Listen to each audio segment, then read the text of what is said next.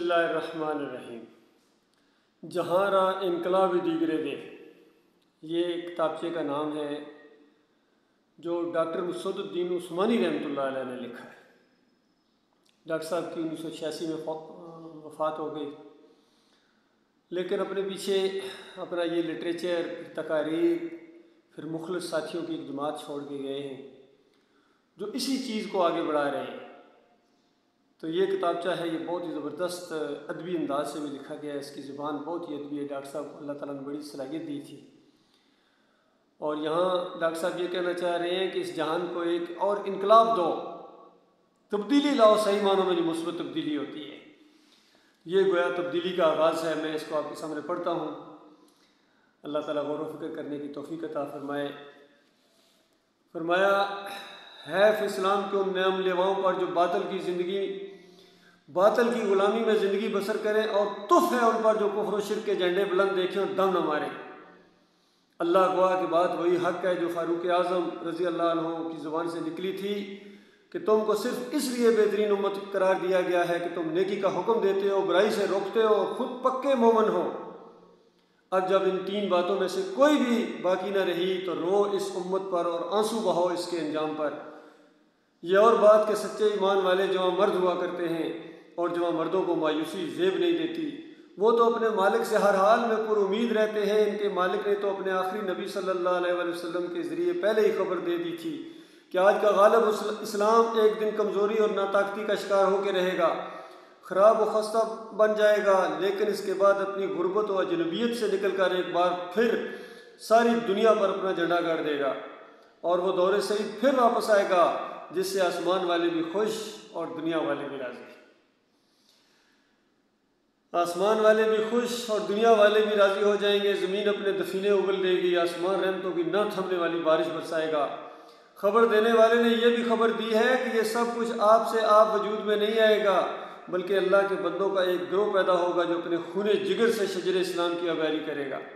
سنت نبی صلی اللہ علیہ وسلم میں جو فساد برپا ہو چکا ہوگا، اس کی اصلاح کی ذمہ داری اٹھائے گا۔ یعنی ان مولویوں اور پیروں نے اور سیاسی لوگوں نے اور ان فریبکاروں نے، دنیا داروں نے جو سنت میں فساد برپا کر دیا ہو گیا، یہ اللہ کے بندے اس کو اصلی حالت میں لانے کی کوشش کریں گے۔ الحمدللہ ہم اٹھ رہے ہیں اللہ کی اس بات کے اوپر جو اللہ نے آخری نبی محمد صلی اللہ علیہ وسلم کے ذریعے خوشخبری سنائی تھی۔ ایسے کمزور لوگوں کے لیے اللہ تعالیٰ ہمیں انہی لوگوں میں شامل فرمائے۔ تو پھر اے لوگو، کیا اس کام کے لیے تمہاری یہ دوڑ ہے؟ کیا اس کام کے لیے تمہاری یہ دوڑ دھوپ ہے؟ تمہاری یہ محنتیں صرف ہو رہی ہیں؟ کبھی تو غور و فکر کرو، کبھی تو عقل و خیرت سے کام لو۔ تم ہر بلانے والے کی طرف بے تحاشا دوڑے چلے جا رہے ہو، ہر جھنڈا اٹھانے کی بے تاب نظر آتے ہو، ہر اس کشتی پر سواری کے لیے لپکتے ہو جو تمہیں خوش نما نظر آئے۔ للہ ٹھہرو، سوچو تو، جس راہ پر تم جانے کے مدعی ہو، کیا یہی وہ راہ ہے؟ اگر خلوص دل کے ساتھ تم اپنے آپ کو مومن سمجھتے اور ثابت بھی کرنا چاہتے ہو کہ تم اپنے دعوے میں جھوٹے نہیں، تو پھر ان دو چیزوں سے بے تعلقی کیسی جن کو مشعل راہ بنانے کا تمہارے آخری نبی محمد صلی اللہ علیہ وسلم کے ذریعے تمہارے مالک نے حکم دیا تھا۔ سب کو آج یہی خطاب ہے، بریلویوں سنو، دیوبندیوں، اہل حدیثوں، سلفیوں، حنبلیوں، سیاسی لیڈروں، تبدیلی لانے والوں، کہتے ہیں ہم تبدیلی مدینہ ریاست بنا دیں گے۔ ذرا سنو مدینہ ریاست کیسے بنتی ہے، کیا نبی علیہ السلام نے فرمایا تھا؟ فرمایا ترکت فیکم امرین لن تضلوا ما تمسکتم بہما کتاب اللہ و سنت رسولہ۔ موطا امام مالک۔ ترجمہ: میں نے تمہارے درمیان دو چیزیں چھوڑی ہیں، جب تک تم ان دونوں کو مضبوطی کے ساتھ تھامے رہو گے کبھی نہ بھٹکو گے، اللہ کی کتاب اور دوسری اس کے رسول صلی اللہ علیہ وسلم کی سنت۔ اب دیکھو کہ سرمدی فلاح اور دائمی کامرانی کے لیے کتاب و سنت کے کیا ارشادات ہیں۔ فرمایا وَلَوْ أَنَّ أَهْلَ الْقُرَىٰ آمَنُوا وَاتَّقَوْا لَفَتَحْنَا عَلَيْهِمْ بَرَكَاتٍ مِّنَ السَّمَاءِ وَالْأَرْضِ وَلَٰكِن كَذَّبُوا فَأَخَذْنَاهُمْ بِمَا كَانُوا يَكْذِبُونَ۔ یہ سورہ الاعراف کی آیت ہے۔ ترجمہ: اگر بستیوں والے ایمان لے آتے اور ہم سے ڈر کر زندگی بسر کرتے تو ہم ان پر آسمان و زمین کی برکتوں کے دروازے کھول دیتے، مگر انہوں نے ہماری آیات کو جھٹلایا اور ایمان و تقوی کی راہ اختیار کرنے سے انکار کر دیا، تب ہم نے ان کو ان کی کمائی کی پاداش میں پکڑا اور کہیں کا نہ رکھا۔ اللہ کے بندو، اللہ کے وعدے تو یہ ہیں کہ اللہ کے وعدے جھوٹے ہیں لیکن مشروط وعدے ہیں۔ اس شرط کے ساتھ تھا کہ ایمان اور تقوی کی روش اختیار کرو۔ کہیں فرمایا وَأَنْتُمُ الْأَعْلَوْنَ إِن كُنتُم مُؤْمِنِينَ، تم سربلند رہو گے اگر تم مومن بن جاؤ۔ یہ وعدہ تھا، مومن بنو نا۔ تم تو دیوبندی بنتے ہو، کوئی بریلوی بننے پر خوش ہے، کوئی اہل حدیث بنتا ہے، کوئی سلفی ہے، کوئی سب کچھ ہو، سب کچھ ہو، تم جرنیل ہو، تم چیف جسٹس ہو، تم لیڈر ہو، بڑے قائد اور قائد اعظم کے نام سے مشہور ہو، علامہ دہر ہو، شاعر مشرق ہو، سب کچھ ہو۔ وہ جو کسی نے کہا کہ یوں تو سید بھی ہو، غازی بھی ہو، افغان بھی ہو، مرزا بھی ہو، سب کچھ ہو، اور تم سبھی کچھ ہو، بتاؤ کہ مسلمان بھی ہو؟ یہ مسئلہ اصلی مسئلہ ہے، یہ بات بتائی جا رہی ہے۔ دوسری جگہ فرمایا الذین آمنوا ولم یلبسوا ایمانہم بظلم اولئک لہم الامن وہم مہتدون، سورہ الانعام کی آیت ہے۔ ترجمہ امن دنیا میں اور ہدایت یعنی آخرت میں انجام کار جنت کی بادشاہی صرف ان کا حق ہے، ان کے لیے ہے جو ایمان لائیں اور اپنے ایمان کو شرک کی ملاوٹ سے یکسر پاک کر لیں۔ بخاری اور مسلم کی حدیث میں قرآن میں آئے ہوئے لفظ ظلم کے معنی شرک محمد صلی اللہ علیہ وآلہ وسلم نے خود اپنی زبان مبارک سے واضح فرمائے۔ یہ بخاری کی روایت ہے، مسلم کی۔ معلوم ہوا کہ امن و ہدایت کے لیے ایک چیز ضروری ہے، امن و ہدایت کے لیے یعنی امن و سکون اور ہدایت کے لیے یہ چیز ضروری ہے، اور وہ یہ ہے کہ ایک ایسا ایمان جو شرک کے ہر شائبہ سے پاک ہو۔ یہی مضمون اس سورہ کا ہے جو خسارے سے بچا کر کامیابی سے امکنار کر دینے والی سورۃ العصر کہلاتی ہے۔ یعنی غور کرو میرے بھائیو، اللہ تو کہہ رہا ہے تم ایمان لاؤ، ایمان خالص اختیار کرو اور شرک کو چھوڑو، تب تمہارے لیے امن و سکون ہوگا۔ آج شرک ان کی رگوں کا خون ہے۔ کوئی مسلک مجھے بتا دو، وہ بریلوی ہوں، ہر جگہ حاضر ناظر کہتے ہیں نبی، نور ہے ہر جگہ، نور ہے، پکارو یا رسول اللہ۔ دیوبندیوں کے پاس دیکھو، عقائد علماء دیوبند دیکھو، یا فضائل اعمال دیکھو ان کی تبلیغی جماعت والوں کی، ایک صفحے کے اوپر شرک ہے، قبر پرستی ہے، واسطے وسیلے ہیں، سب کچھ اس کتاب کے اندر جو شرکیہ باتیں ہیں وہ موجود ہیں۔ پھر اہل حدیثوں کے پاس جاؤ، وہ کہتے ہیں ہم تو بالکل توحید موحد ہم ہیں، اور پوچھو تمہارے اکابرین کا جو فتوی ہے کہ نبی علیہ السلام کی قبر کے اوپر آ کے صلاۃ و سلام پڑھو، تو سنتے ہیں روح واپس آ جاتی ہے۔ یہ فتویٰ ہے عبداللہ بن باز کا، کبھی پڑھا ہے؟ بدی الدین راشدی کے عقائد دیکھو، وحید الزمان کے عقیدے دیکھو، شاہ ولی اللہ کے پورے خاندان کی ذرا نظر دوڑاؤ ان کے اوپر، پھر آپ کو پتہ چلے گا۔ محمود الحسن کو دیکھو، شبیر احمد عثمانی کے دیکھو، تفسیر کے پہلے صفحے کے اوپر شرک کے انجیکشن دیے۔ خود محمد حنیف کی دعوت القرآن کو دیکھو، سجدہ تعظیمی کا شرک اس نے بھی ٹھونک دیا۔ سب ہیں، توحید کا نام لے کر آئے ہیں، اب شیطان توحید کا نام لے کر آئے گا۔ میں آپ کو بتاؤں میرے پیارے بھائیوں، میری قوم کے لوگوں، میرے پاکستانیوں، میرے مسلمان بھائیوں، میرا دل پڑتا ہے تمہاری ذلت اور خواری کے اوپر۔ میرے فوجی بھائیوں، میں خود فوجی ہوں، فوجی افسر الحمدللہ، تمہاری ذلت اور خواری کے اوپر میرا دل پڑتا ہے جب لوگ تمہارے خلاف بولتے ہیں، کیونکہ آپ اگر اپنا رخ صحیح رکھتے، ایمان عقیدے کی بات کرتے، توحید کی بات کرتے، اس کے لیے اپنا ڈنڈا استعمال کرتے، اس کے لیے اپنی ایجنسیوں کو لگاتے، اللہ کی رحمت بھی ہوتی اور اللہ کی مدد بھی ہوتی، دنیا بھی جو ہے وہ بنتی اور آخرت جنت آپ کے لیے بے قرار ہوتی۔ کاش ایسا ہوتا۔ فرمایا والعصر ان الانسان لفی خسر الا الذین آمنوا وعملوا الصالحات وتواصوا بالحق وتواصوا بالصبر۔ یعنی بتایا گیا کہ نقصان سے بچ کر سرفرازی اور کامرانی حاصل کرنے کی ایک ہی راہ ہے، اور وہ یہ کہ سچا ایمان لاؤ اور اپنے ایمان کے تقاضوں کے مطابق اپنی زندگی بدل ڈالو، پھر ایمان اور عمل صالح کی طرف دنیا والوں کو آواز دو، اور اس راہ میں جو آزمائشیں بھی آئیں ان کو خندہ پیشانی کے ساتھ، یعنی خندہ پیشانی مسکراتے ہوئے چہرے کے ساتھ ان تکلیفوں کو، پریشانیوں کو جو اللہ کے راستے میں آئیں ان کو برداشت کرو۔ ان تکلیفوں اور پریشانیوں کا مقابلہ کرنا ہی صحیح معنوں میں جہاد ہوتا ہے، اور کفر و شرک جب پھیلا ہوا ہو تو یہ اس دور میں توحید کی دعوت اٹھانا یہ جہاد کبیر ہے۔ ظالم بادشاہوں کے سامنے، ظالموں کے سامنے ایمان عقیدے کی بات رکھنا، توحید کی بات رکھنا، پھر جم جانا، اس کی دعوت دینا، یہ صحیح معنوں میں جہاد کبیر ہے۔ یہ سب سے بڑی سنت ہے نبی صلی اللہ علیہ وآلہ وسلم کی۔ فرمایا انصاف کرو، انصاف کے ساتھ کہو کہ اللہ اور اللہ کے رسول صلی اللہ علیہ وآلہ وسلم کے حکم سے تمہاری یہ موجودہ روش کس قدر مطابقت رکھتی ہے۔ یعنی ایک طرف تو یہ معاملہ ہے، اور دوسری طرف اپنا حال دیکھو، چمٹے بجائے جا رہے ہیں، ڈھول بجائے جا رہے ہیں، عرس اور میلے ہیں، یہ بھی چند دن بعد الیکشن ہونے والا ہے، کس طرح مذاق اڑایا جا رہا ہے، ان کے کارٹون بنائے جا رہے ہیں۔ بتاؤ کسی نبی نے آگے دنیا میں الیکشن لڑے؟ کوئی ایک مثال دے دو اللہ کے بندوں۔ دین اسلام الیکشن لڑنے سے نہیں آتا ہے، دین اسلام دعوت سے آتا ہے، توحید سے آتا ہے، رد شرک سے آتا ہے۔ اس راستے میں مارے کھانا، اپنے مارتے ہیں، اپنے جیلوں میں ٹھونستے ہیں، اپنے پرچے کٹاتے ہیں۔ اپنے علاقے کے لوگ، ہمارے چکری وکیلا کے لوگ گٹھے ہو گئے تھے پرچہ کٹانے، 3.25 مہینے ہمیں جیل میں رکھا ہے کیونکہ ہم توحید کی دعوت کرتے ہیں، کہتے ہیں۔ ہم کہتے ہیں بابا صاحب سامان کچھ نہیں کر سکتا ہے، نہ کروڑے والی سرکار کے پاس کچھ بھی نہیں، نہ کریاں والی سرکار۔ اتنے انہوں نے شرک اور کفر کے ہر طرف جال پھیلایا۔ ان کے خلاف جب بھی بولو گے، یہ کبھی گستاخ رسول کہیں گے، کبھی گستاخ اولیاء کہیں گے، کبھی بے دین کہیں گے، کبھی وہابی کہیں گے، جو منہ میں ان کے آتا ہے بس بکے جا رہے ہیں۔ ذرا غور نہیں کرتے کہ خود کدھر جا رہے ہیں، خود ان کے کرتوت دیکھو۔ یہ بات بتائی جا رہی ہے کہ اس چیز کے ساتھ جو اللہ اور اللہ کے رسول صلی اللہ علیہ وسلم نے کہی ہے، اس کے ساتھ کہاں تک تمہاری مطابقت ہے؟ بتائیے، دکھاؤ۔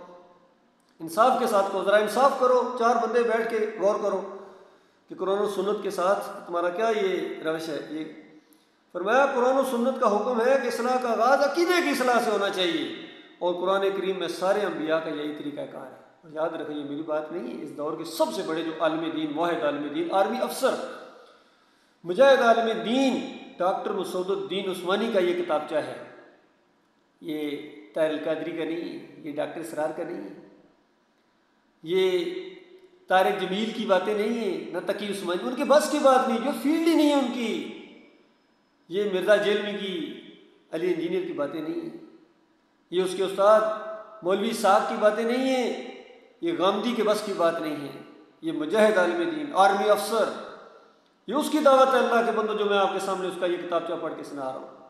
میں نے دل و جان کے ساتھ آج سے 38 سال پہلے اس کو مانا ہے، اور اسی راستے میں نے اپنا قدم ڈال دیا ہے۔ توحید کی دعوت، رد شرک، کفر بالطاغوت، بدترین دشمنی ہے شرک اور کفر کے ساتھ۔ جو بھی شرک کا دائی ہے، وہ بڑے سے بڑا علامہ ہو، بڑے سے بڑا پیر ہو، بڑے سے بڑا کوئی سیاسی لیڈر ہو یا آرمی افسر ہو، جو بھی ہو، جو ایمان کی طرف اگر نہیں آتا ہے، توحید کا دشمن ہے، وہ میرا دشمن ہے، میں اس کا دشمن ہوں۔ وہ اللہ کا دشمن ہے، اور اللہ کے دشمنوں کا میں دشمن ہوں، میرے ساتھی دشمن ہے۔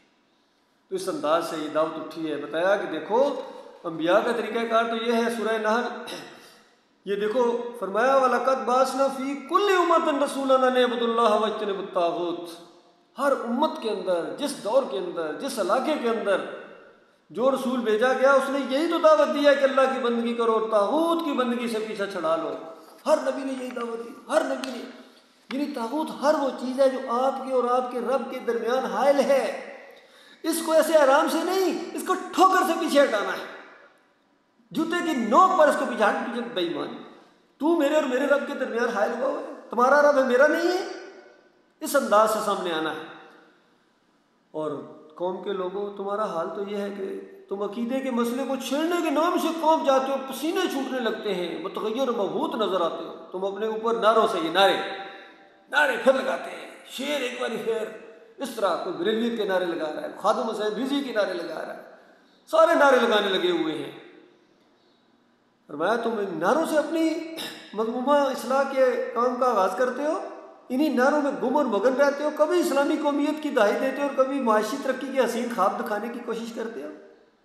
یہ کر دیں گے، روٹی کپڑا مکان دے دیں گے، مدینہ ریاست بنا دیں گے، کیسے سبز سبز باغ دکھاتے ہو۔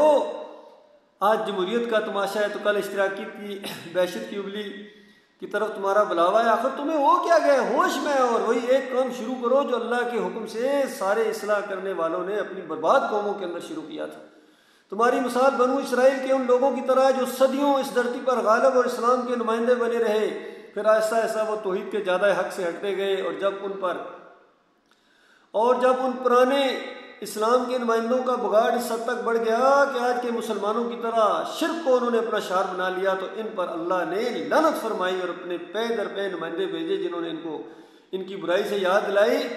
سورہ ال عمران میں آتا ہے ان اللہ ربی و ربکم فاعبدوہ، عیسیٰ علیہ السلام کا قول نقل ہوا ہے۔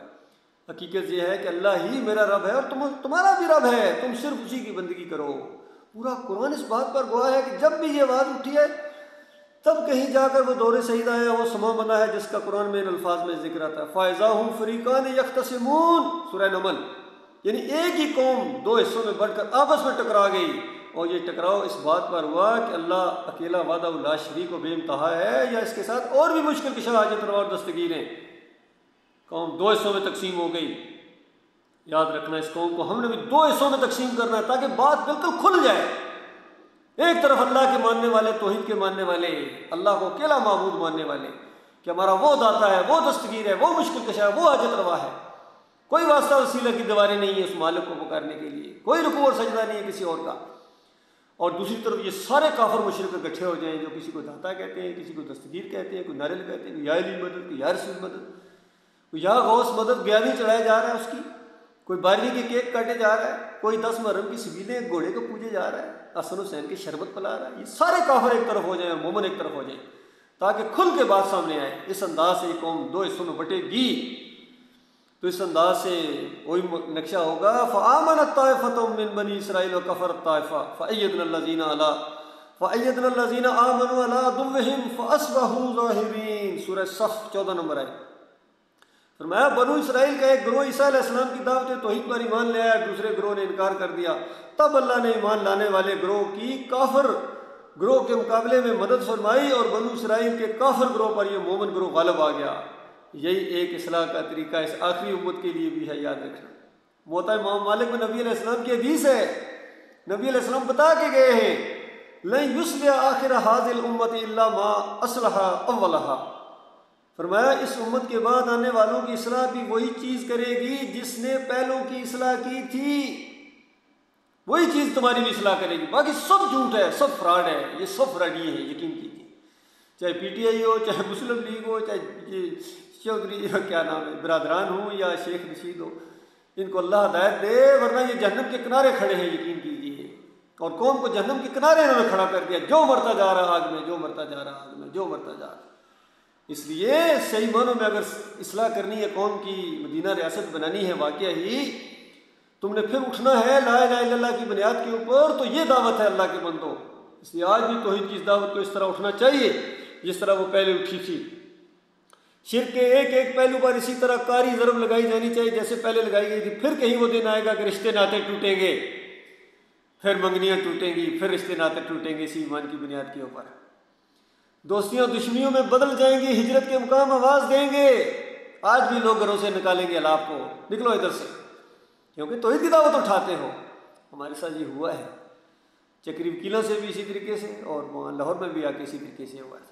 الحمدللہ الحمدللہ، یہ اس کا احسان ہے، یہ کوئی اپنی بات میں نہیں اس لیے بیچ میں لایا ہوں، بلکہ اللہ کا احسان مانتے ہوئے یہ بتا رہا ہوں، یہ ہونا ہے، یہ ہونا چاہیے، ہوگا۔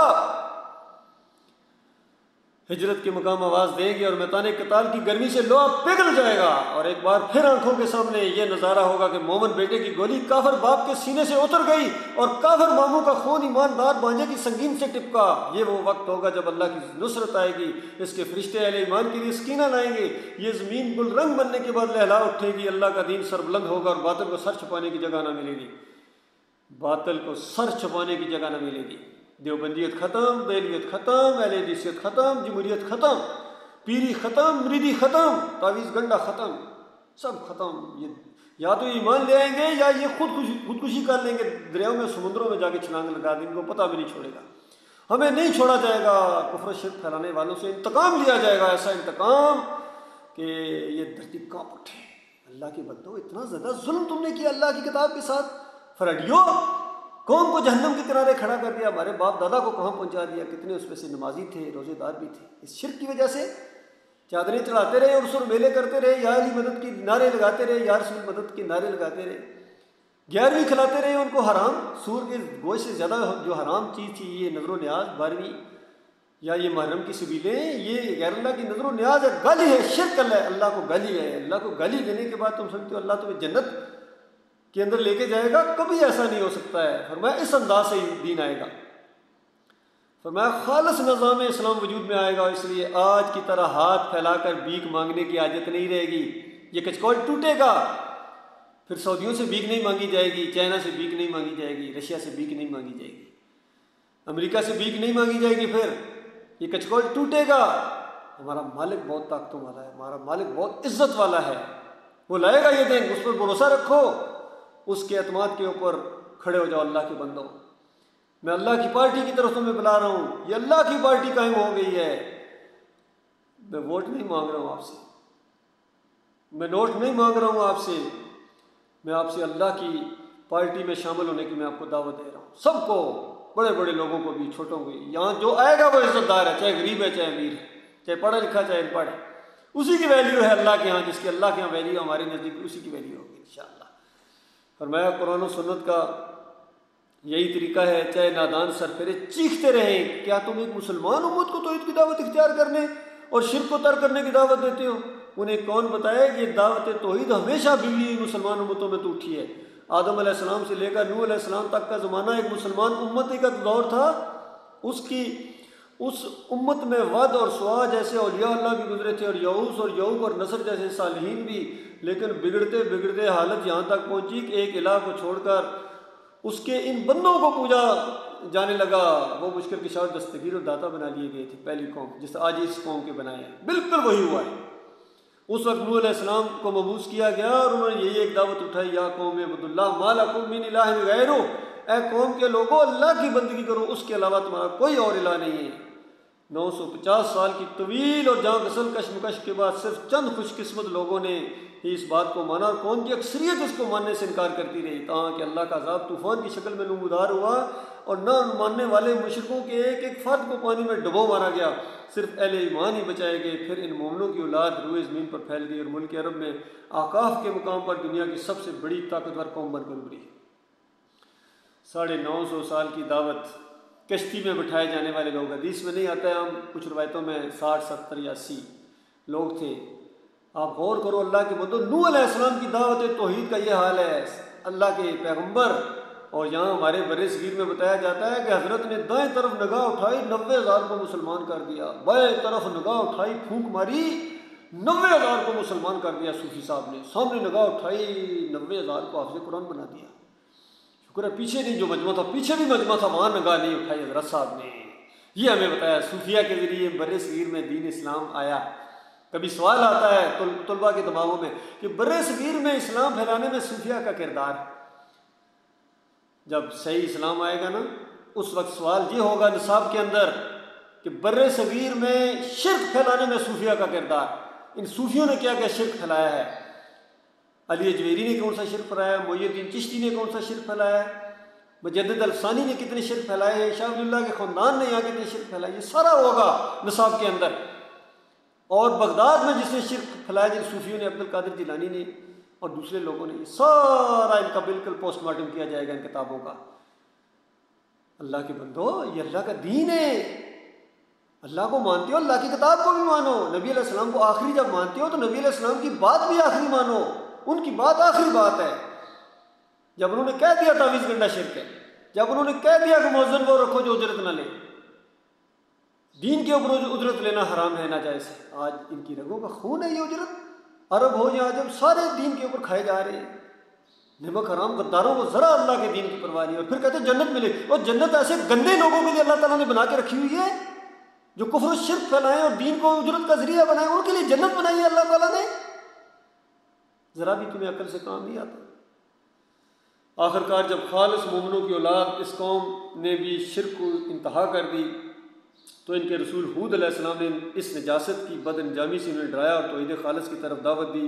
ایک طویل کشمکش کے بعد 8 دن اور 7 راتیں برابر اس قوم پر عذاب کیاں دیے چلیں اور سارے مشرک مار ڈالے گئے، صرف مومن بچے، اور انہوں نے نقل مکانی کر کے حجاز کے شمال میں الحجر کے مقام پر سکونت اختیار کی، وہ بھی رفتہ رفتہ توحید سے ہٹتے گئے، یہاں تک کہ صالح علیہ السلام نے آ کر انہیں صرف ایک اللہ کی بندگی کرنے اور توحید کی دعوت دی، شرک سے منع کیا۔ بنو اسرائیل کے انبیاء نے بھی اپنی بگڑی ہوئی مسلمان قوم کے اندر توحید کی طرف بلایا اور شرک سے روکا۔ مشرکین عرب کا بھی یہی حال تھا۔ 2500 سال گزرنے کے بعد ابراہیم علیہ السلام اور اسماعیل علیہ السلام کی اس امت کی کایا پلٹ دی تھی۔ یہ اللہ کو مانتے ضرور تھے مگر اس کے ساتھ شریک ٹھہرانے پر بھی مصر تھے، صلاۃ کے نام سے واقف تھے مگر عملاً ان کی نماز تالیاں اور سیٹیاں بجانے تک محدود تھی۔ جیسے آج یہ مسلمان قوالیاں اور نعتیں پڑھتے ہیں، بالکل وہی کرتے ہیں۔ آج یہ قوالی، عمران خان کو حال اٹھتا تھا نصرت فتح علی کی قوالی اور مشرکانہ قوالی کی فرمائش کرتا تھا، یہ میں نے خود ویڈیو دیکھے۔ تو جو اللہ کو گالیاں کرنے کی فرمائش کرے اس کے ذریعے اللہ تعالیٰ رنگے جہاں بدلی کرے گا؟ ابھی بھی جیل میں پڑے ہوئے ہیں، کچھ ان کو ہوش آ جائے۔ میں نے جو پاکستان کی یہ کرائسس کے اوپر دی یونیک سولوشن کے نام سے کتاب لکھی تھی، ان کے ہاتھ میں پکڑائی، سب کو بھیجی تھی، اپنے فوجی بھائیوں کو بھی بھیجی، جرنیلوں کو بھیجی، سیاسی لوگوں کو بھیجی، صحافیوں کو بھیجی، ہر جگہ پوسٹ کی تھی میں نے وہ، اور باقی ہدایت تو اللہ کے ہاتھ میں ہے، لیکن کوئی مثبت جواب کہیں سے نہیں ہے، اس توحید کو مانتے ہی نہیں ہیں، ایمان خالص کو ہوا بھی نہیں لگی ہے، یقین کیجیے۔ حج و عمرہ کے وقت، یعنی مشرکین مکہ کی بات ہو رہی ہے کہ حج اور عمرہ کے وقت ان کی تلبیہ کے شروع کا حصہ بالکل وہی تھا جو آج ہر حاجی پڑھتا ہے، اور اس کے الفاظ یہ ہیں، یعنی لبیک اللہم لبیک لا شریک لک لبیک الا شریکا هو لک تملکہ وما ملک، یہ آخر میں کہہ دیتے تھے، کہتے تھے تیرا کوئی شریک نہیں مگر وہ جس کو تو نے بنا لیا اور اس کا بھی تو مالک ہے۔ اس پر نبی علیہ السلام کہتے تھے رک جاؤ رک جاؤ رک جاؤ، اس نے کسی کو شریک نہیں بنایا ہے۔ آج بالکل یہی ہمارے علماء کا یہ عقیدہ ہے کہ اللہ نے عطائی طور پر ان کو علم الغیب بنا دیا ہے، ان کو داتا بنا دیا ہے، ان کو دستگیر بنا دیا ہے، ان کو رکوع کرا دیا ہے، ان کو سجدہ اللہ نے کروا دیا ہے۔ جی اچھا، اللہ کے اوپر شرک کا الزام لگاتے ہو بے ایمانو، اپنے دماغ کے خناس کو تم اللہ کی طرف، کیا اللہ بھی اسی طرح ہے؟ وہ تو شرک کا دشمن ہے، تمام انبیاء شرک کے دشمن گزرے ہیں، اور ہر نبی نے اللہ کی توحید کی دعوت دی، جس سے پہلے ثابت کیا جا چکا ہے۔ معلوم ہوا کہ ہر بگڑی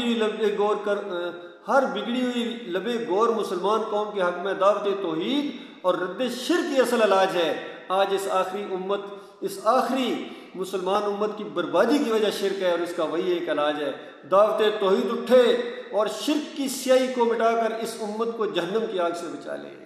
انشاءاللہ یہ علاج ہو کے رہے گا، اور زبان نبوت صلی اللہ علیہ وسلم سے نکلی یہ بات حقیقت بن کر دنیا کے سامنے آ جائے گی، اور روئے زمین پر کوئی کافر و مشرک باقی نہیں رہے گا۔ ہم نے اللہ کے بھروسے پر اسراء میں قدم ڈال دیا ہے، اور یہ ہماری زبان پر بلاوا ہے، من انصاری اللہ، یہ ڈاکٹر عثمانی رحمۃ اللہ علیہ نے لکھا ہے، لکھ رہے ہیں کہ ہم نے اللہ کے بھروسے پر اسراء میں قدم ڈال دیا ہے، اور ہماری زبان پر ایک بلاوا ہے، من انصاری اللہ، اللہ کی اس دعوت کے لیے کون ہمارا مددگار ہے؟ یہ توحید کی دعوت ہم دے رہے ہیں، رد شرک کی ہم نے یہ دعوت اٹھائی ہے، طاغوتوں کی نیاز، اس میں کون ہمارا مددگار ہے؟ جب میں نے یہ لائن پڑھی تو میرے دل کی آواز سے نکلی کہ میں ہوں اللہ کے دین کے لیے مددگار، میں آگے بڑھوں گا انشاءاللہ۔ کوئی ایک بھی ڈاکٹر عثمانی رحمۃ اللہ علیہ کا ساتھی نہ بنے، اس وقت کی میں بات کر رہا ہوں، میں نے یہی سوچا، ایک بندہ بھی ڈاکٹر صاحب کا اگر ساتھی نہ بنے، میں ڈاکٹر عثمانی رحمۃ اللہ علیہ کا ساتھی ہوں، اور اس معاملے میں آخری حد تک جاؤں گا انشاءاللہ۔ آج سے 38 سال پہلے جس راستے میں نے قدم ڈالا تھا، الحمدللہ آج بھی اسی کے اندر ہے، بلکہ اس سے زیادہ جوش و خروش کے ساتھ میں یہ دعوت پھیلا رہا ہوں الحمدللہ، اور بھی لوگ ہیں، ساتھی ہیں، باقی کتنے تھے ساتھ چلنے کا انہوں نے وعدہ کیا تھا۔